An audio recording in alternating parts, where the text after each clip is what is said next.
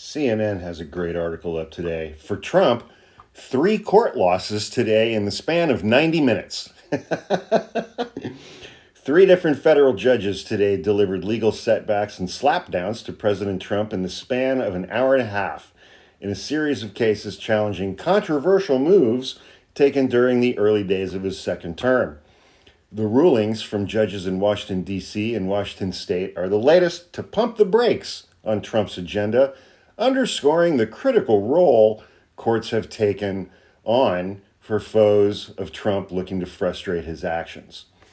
In Washington, D.C., Judge Lauren Alicon issued a preliminary injunction that indefinitely blocks the administration from freezing federal grants and loans.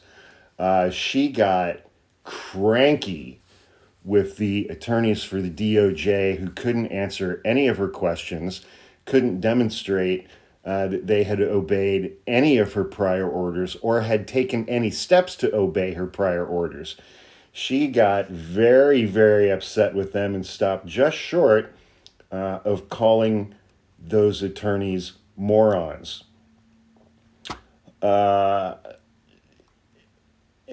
And she granted the plaintiff's motion to enforce an injunction in that case, and enforce a prior order. Meanwhile, across the country in Washington State, a federal judge in Seattle issued a preliminary injunction on Tuesday that halts Trump's executive order suspending refugee admissions and funding. Judge Jamal Whitehead, who was appointed by Biden, said that Trump's actions amount to an effective nullification of congressional will in establishing the nation's refugee admissions program. While the president has substantial jurisdiction to suspend refugee admissions, that authority is not limitless. I mean, so here's the big picture on a lot of this stuff.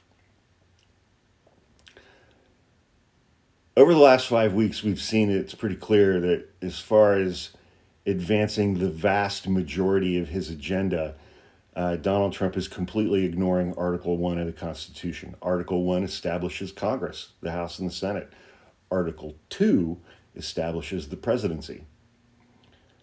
The only thing he wants or needs from Congress is his budget bill and funding for immigration and his tax cuts. That's it. Those things he can't do unilaterally. Everything else he's trying to do unilaterally.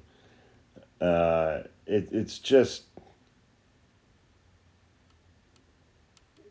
I mean, he's ignoring court orders left and right. He's daring courts to do anything about that.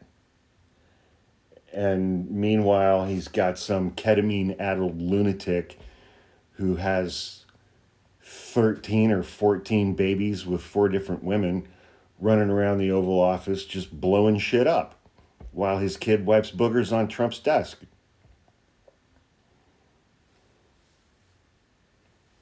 Anyway, that's where we're at.